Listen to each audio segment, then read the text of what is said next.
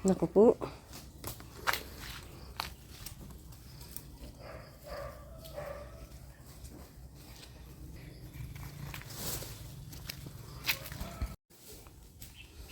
Ayan guys, tignan nyo naman kung gaano kadumi dito. Grabe, diba?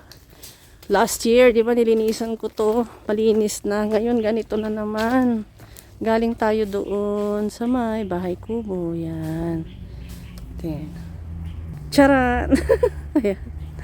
Nandito tayo. Ayan. Dito. Papunta na tayo sa bahay. Ayan. Guys. Kuha ko ng tubig kasi nakalimutan kong uminom ng tubig. Kita nyo guys kung gaano kataas na naman. Oh. Diba? Remember, may vlog ako dati. Nanilinis ko to. Ngayon, ganito na naman. Ay, naku po.